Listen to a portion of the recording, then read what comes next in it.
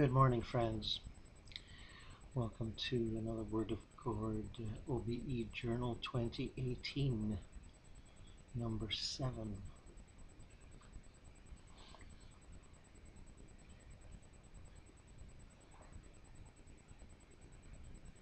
After yesterday's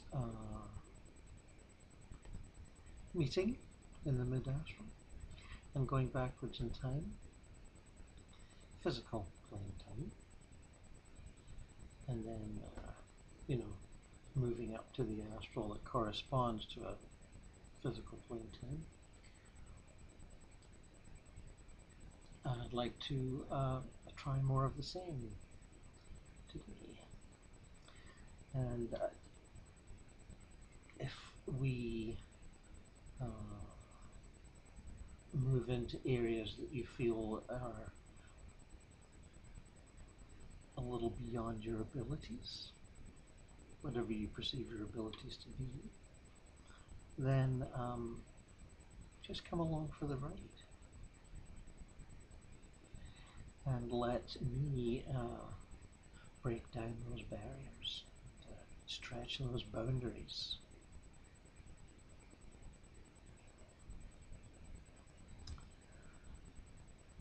Because they're all ultimately illusory.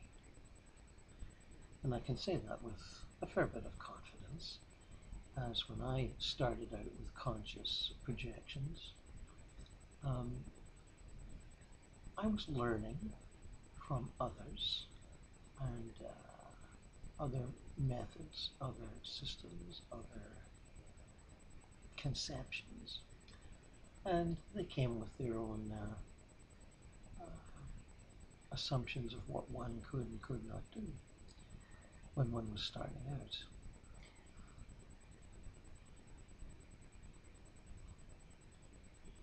And over the years, you learn or are shown by either kindly or sometimes mocking guides how to break beyond your self-imposed barriers.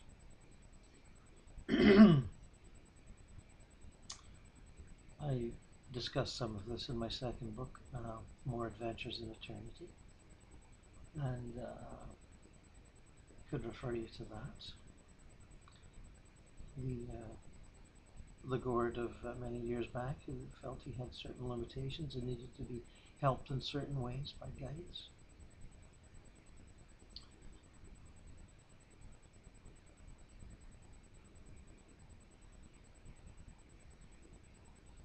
So I would pass that message along to you.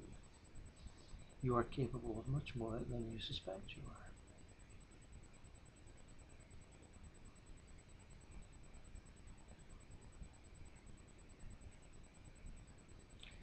This morning I want to project, as we did yesterday, in number 6, beyond the mid-astral.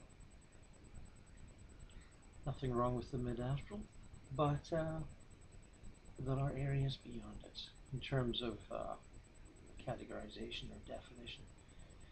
The planes are very fluid and people move around, but they tend to move around horizontally, just as we do on Earth. You move up in a plane and you go horizontally and then come down. And in the astral, the various layers, as we've described many times, of the boundary area between the physical and the astral. There's a boundary land that's sort of misty grey often. And there's the lower astral, or the hell realms, as some people like to call them. It's a little too definitive to call them hell realms, but they're not very pleasant. And you move on up to what historically has been referred to as purgatories, where people are, working on their issues, whether they know it or not, and into the mid-astral, where we were yesterday. The spiritualists used to call it Summerland. In fact, some of them still do. And a mixture of urban and rural landscapes and societies, and wonderful, beautiful little villages, and incredibly quaint small towns, and marvelously futuristic cities with incredible architecture. The sort of thing we would just fantasize about, sort of like Dubai plus, you know. And I use Dubai as an indicator of modern, as modern as we get in terms of high rises and daring architecture.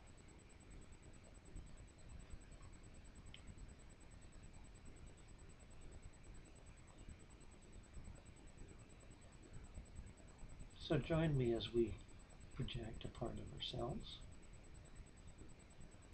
not the astral body. You will still be resident in your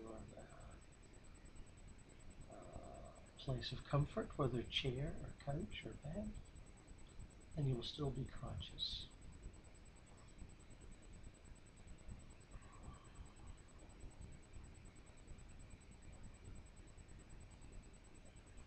Let us move on up quickly through the levels. This is one of those immediate transfers I've been talking about, or almost immediate.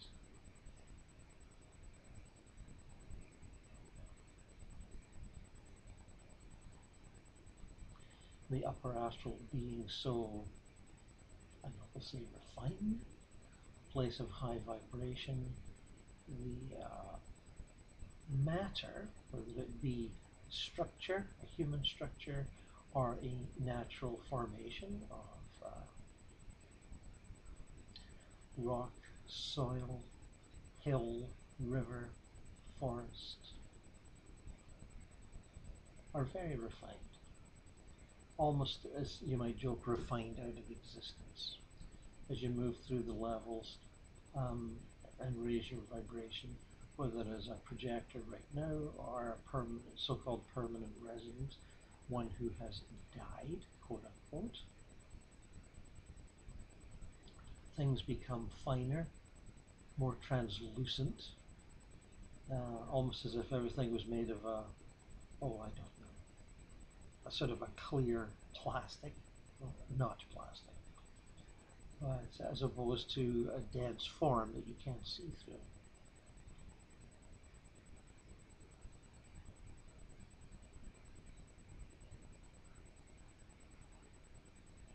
Everything has a deep radiance. It does on the mid-astral too, but it's even deeper at this point, to where the inner radiance rather overwhelms the form that seems to contain it, whether it be, as I say, a forest, a tree, a riverbank, a human structure.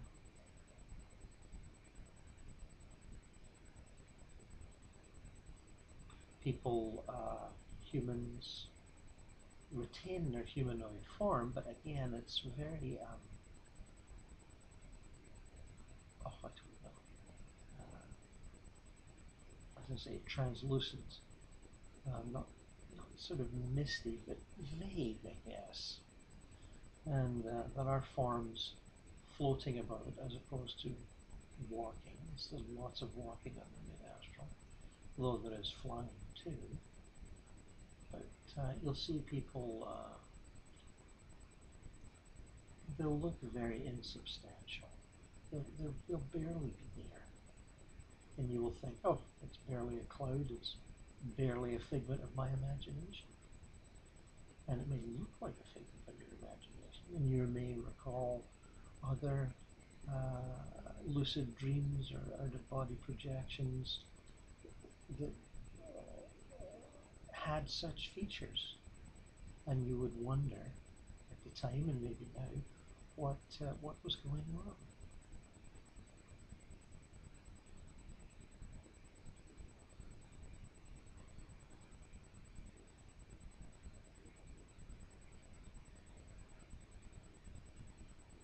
I see myself in a rolling landscape, meadows, hills, clumps of trees, all extremely beautiful.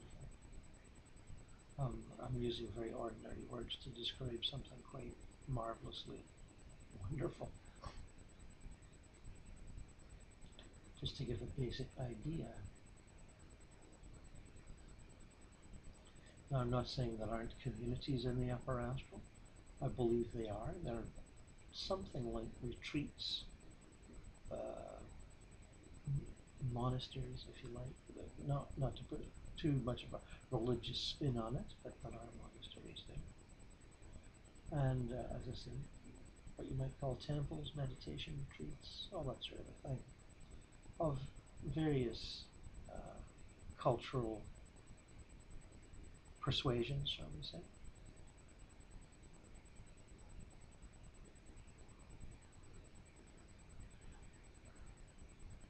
Regardless of religious roots, someone calmly meditating or praying, if you like, is looks very similar from the outside.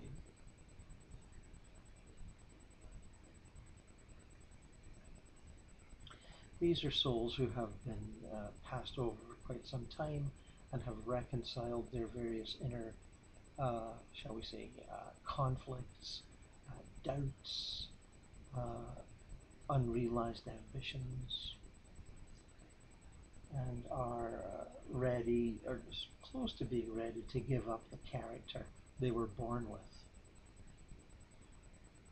They're through with being person A, person B, person 3, and are ready to, whether they know it or not, merge with a sort of a generalized spiritual consciousness of that plane.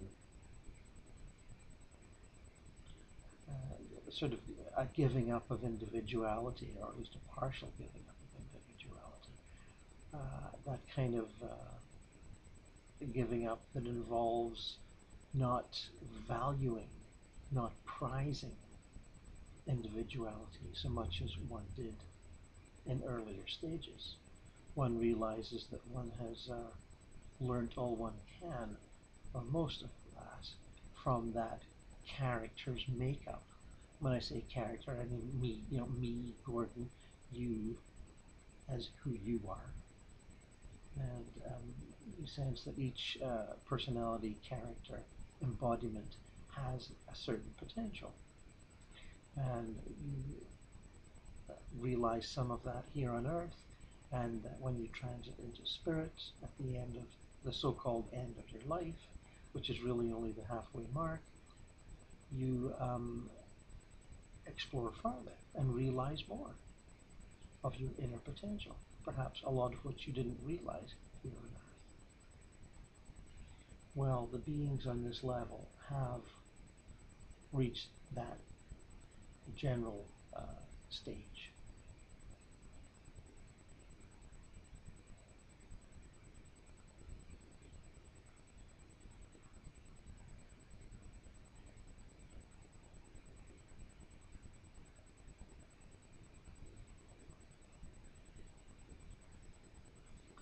I see a meadow leading to a riverbank, as beautiful and as evocative as they come. And on that, there are, I think, 3 humanoid figures who are reclining, shall we say. And they see me approach, and probably you too, if you're behind me or following along. And to get to this level, we're pretty big ourselves. And you may feel the giving up of your humanoid frame and recognizable personality is a little bit of a stretch. But I assure you it's not. We will return to those momentarily. And the beings that we're approaching, the humans, I want to make them to be anything other than humans, are feeling a little giddy and lighthearted. And as I said, they were reclining, which they sort of, one elbow on grass. Suddenly they all sat on chairs that suddenly appeared. and sort of grinning at us as we approach, or me anyway. And, and we're floating over, sort of about a foot off the ground, as I seem to be, and arrive right in front of him. And I introduce myself. And there seems to be three beings, sort of, well, I know there's three, but sort of, what's the word I'm looking for? Neither one gender nor the other. It doesn't seem to matter. They're dressed in loose clothing and have, oh, I don't know, sort of neck-length hair, very smooth and well, what's the word? It's like, freshly combed, as if they'd just come out of prep for a scene in a movie. And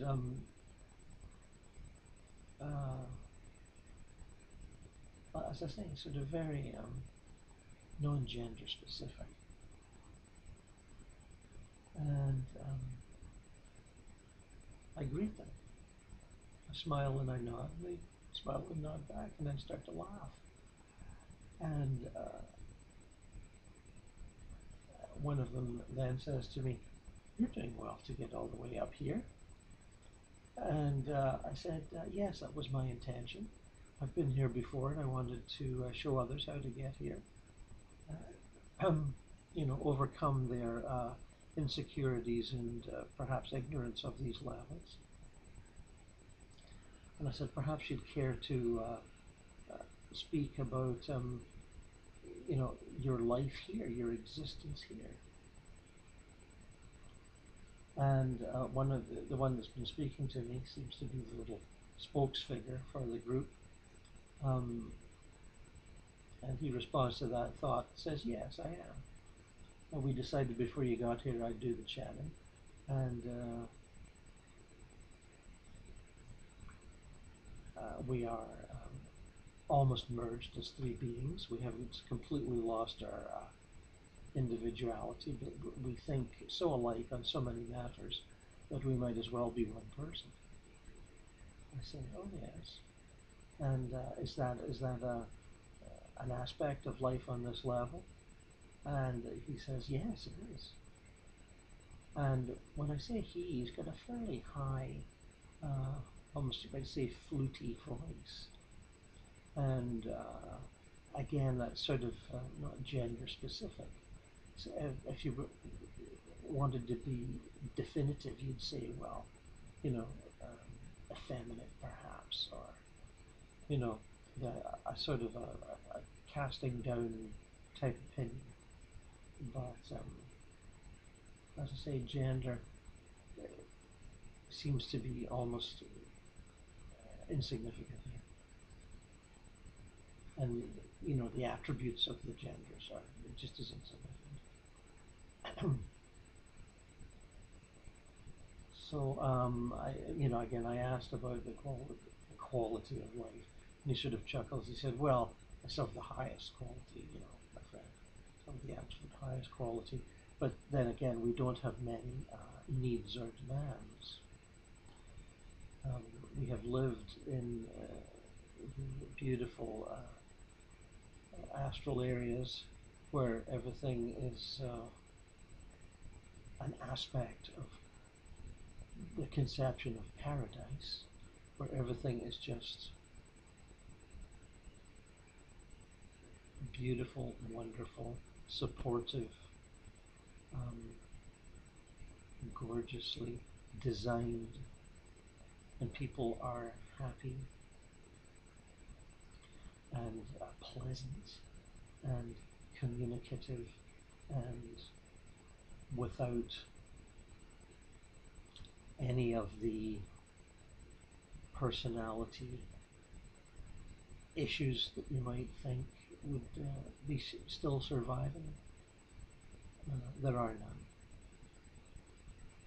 People are on those levels giving, loving, friendly, kind,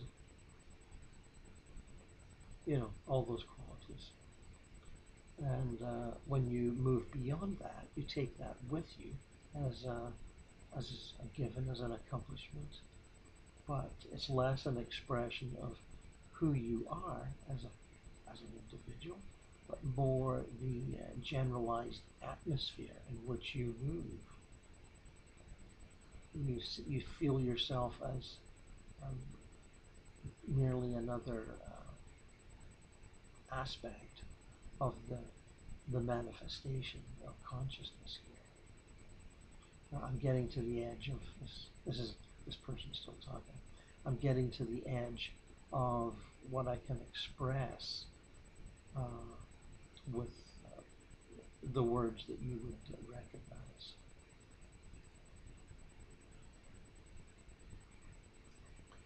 We are here, the three of us, being together and sharing our beingness, um, often without words or expression, is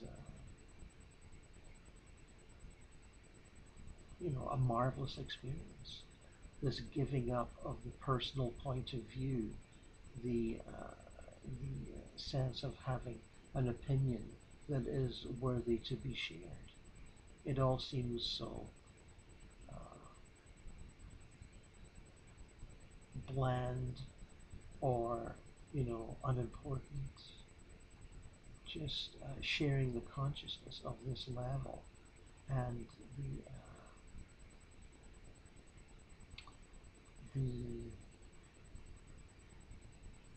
emblems of nature that exist along with us, like this riverbank and those flowers and that beautiful, clear, crystal clear water,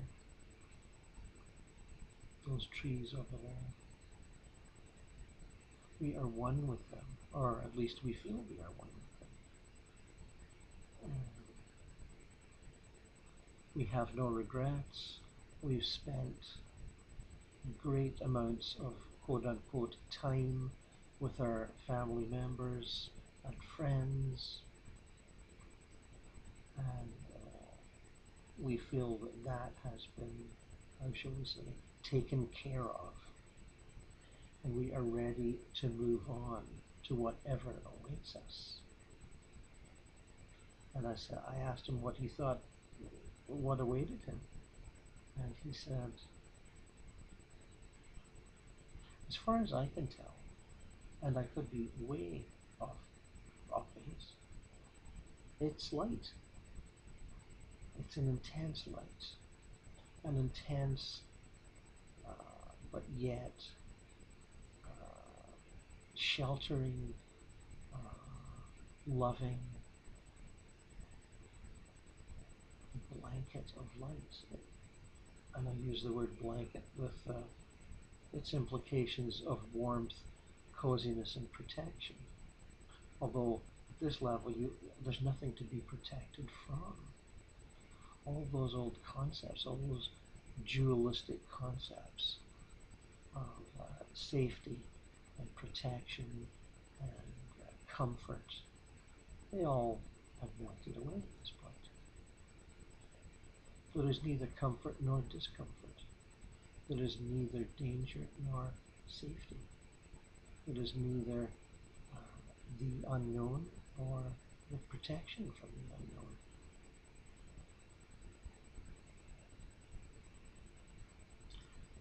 I asked if they felt closer to God, and he said, yes, if God is light, if God is a creative force that seems to be pushing everything from some inward invisible place, then we feel closer to God. He said, when I was on, and I still visit sometimes, the mid-astral, where everything is an aspect of a beautiful paradise, I still felt that I had perceptions and opinions and reactions and thoughts that were creative and worthy of expression. And I, gave that expression, whether in my conversations or the various classes that I attended and practices that I pursued. And believe me, I did quite a lot. I seem to have lost that need to act in that way. And I said to him then that he reminded me of someone on a religious spiritual retreat who seems at one with themselves. And he said, yes, that's a good comparison. And when I was on, it seems as though he was a person that did that here on Earth, to some degree anyway.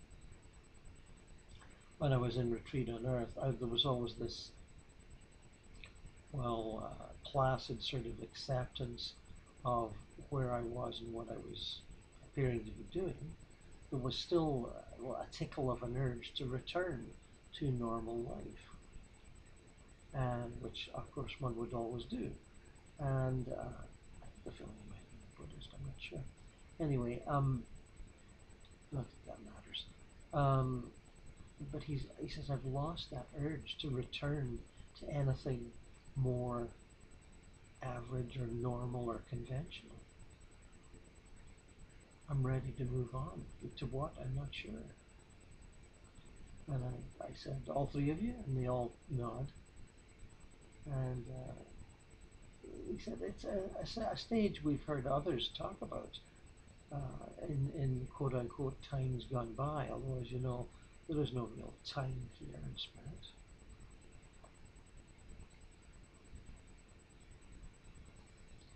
And at that point, I thanked them and wished them well. And he said, there is no need, but the gesture is appreciated. And may you go on to discover more on your little adventure. And I wave and retreat, as it were.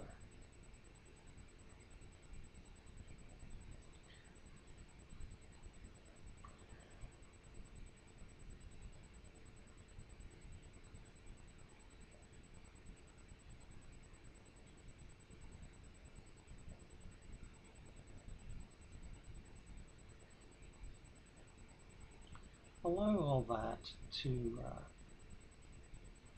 infiltrate and absorb your being for now. Let it settle for a few seconds anyway before we move on.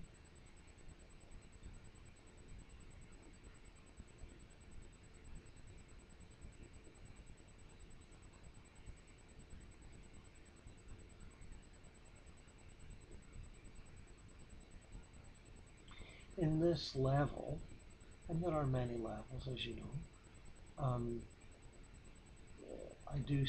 starting to see what we have come to call orbs. Little, either lighted spheres, or when you look closely, there seem to be swirling, multicolored spheres. They float about, and they are we've been photographing them here on Earth for quite some time now, and many people who pursue that activity pursue it with great dedication, photographing and videotaping others. But on this level here, they are around and about, and I sense that they are souls that have completely given up the human form and are more comfortable being like this. But even as I say that, I understand that it's all tied up with my perception of them. That perception of the orb is my perception, based on past perceptions. And on these levels, one comes to understand, if one didn't understand it before, that perception is all. And perception creates whatever sense of reality that you may abide by. And I ask one of these orbs to come close, and I see them sort of buzzing about in the distance. And one responds and comes and is sort of hovering a few feet away.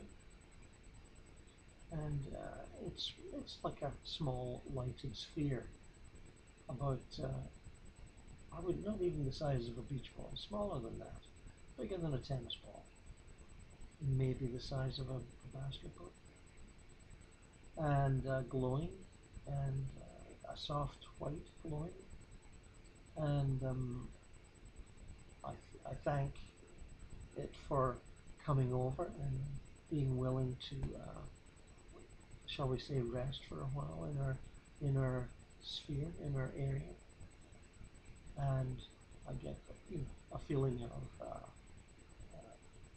I was going to say gratitude. That seems a little odd, but I do get a feeling of gratitude and sort of loving kindness from it, and it seems to understand who I am and what I'm doing. Quote unquote, just visiting.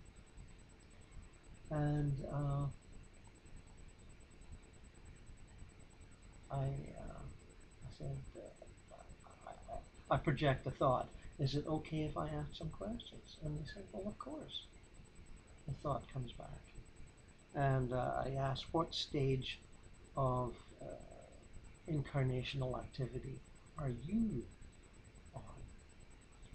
And this being says, well, I am seriously contemplating being reborn. And I said, as a human being on Earth? And they said, yes. And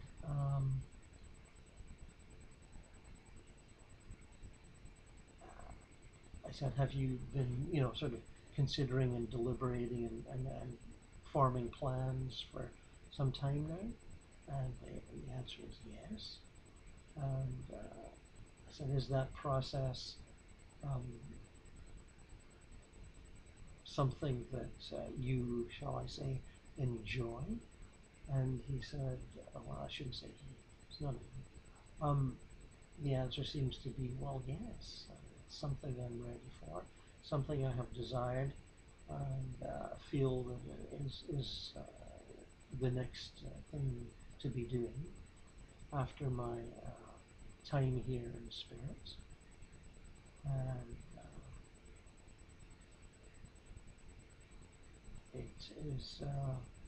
it is being arranged. It has been arranged. Parents have been selected. They have been contacted. I have interacted with them while they were quote unquote asleep. They are ready for more children. They have 2 already, and I will be the 3rd. And I have plotted out a life of various adventures and challenges that I hope I will confront and face and experience.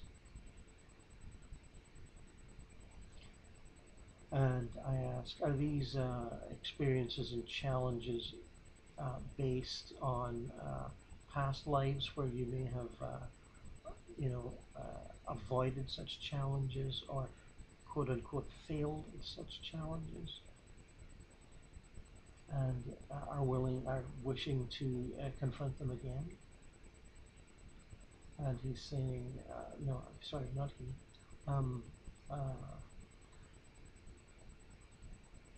That yes, that is at least part of his truth. That he has looked at previous times on Earth and seen where he has been so cramped by societal and familial expectations that he, sorry for the he thing here, was more than ready to duck out of certain challenges and responsibilities because they seem too much or too stressful or too unpleasant. And he's conveying the idea of being a little too lazy for his own good, and not that that's any kind of a crime, but it's an avoidance that he wishes to put aside on this next journey through life. And I ask if he's feeling excited about the prospects, and he said the answer is something along the lines of, I'm up for it. He doesn't use the word excitement, but I'm up for it. I'm ready. At least I feel I'm ready. And I ask if he's ventured his energies into the fetus so far. And he said, she said, briefly. And I ask, is that in itself a challenge? And the answer is yes. The first of many, being held in such intimate, enclosed space is something one is not used to after the limitless freedoms of this plane. And it also is added the limitless understanding of this plane. I have to turn myself into this tiny creature that is bounded by the mother's consciousness, my mother's consciousness. But I'm sure I will learn. And I sort of make a quick survey of the information I'm getting, because I'm getting information that's not seeming in response to a question. And it seems as though this being has set up all the choices of family and community from a survey of its own past karma with other humans and other cultures, and what needs to be either faced or re-enjoyed, shall we say. It's not all challenge. There's plenty of pleasure and joy, rejoining experiences that one found very fulfilling in past lives, and relationships, soulmates, good friends, that sort of thing. So that seems to be all set up. And that's not even a response to a question. That's just what I'm getting. So here we have a being who is ready to incarnate, to be reborn, and ready to enter the various realms of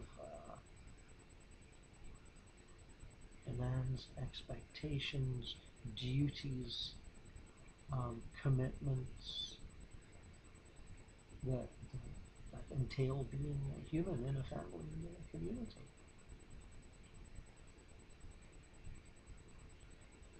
The being again is showing me little pictures. I see one of them of this person playing piano as a child.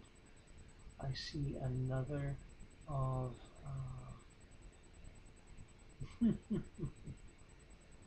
a runner, that ever popular pastime, running, sort of jogging over fields and just that general running vibe.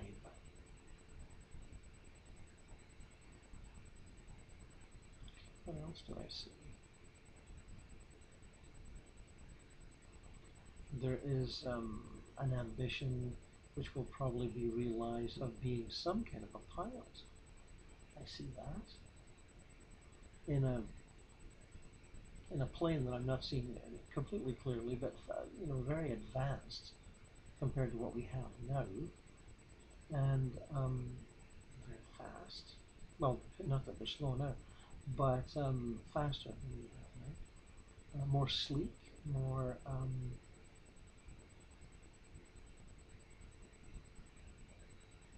a bit like the now abandoned Concorde. It's a passenger plane that obviously moves, with great speed um, and great efficiency, I should imagine, and a slightly different type of engine that I'm completely incapable of describing. And there's my limitation, right? Anyway, there's a few items of this soul's upcoming life that I'm being given.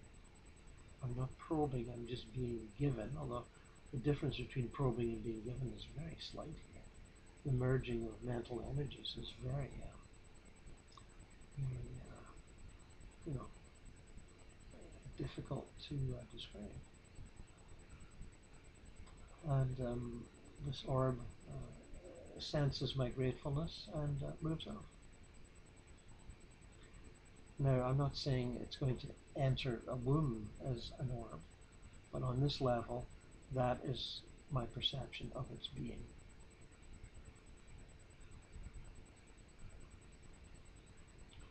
And we'll now pull back down through the levels, as we have learned to do on many previous excursions, and come right back to our bodily consciousness and the comfort zone that you left in order to have this experience. I'm in a chair, you might be on a couch or a bed. And settle into your bodily consciousness once again. And that will be our adventure for today. And I wish you all well and see you soon.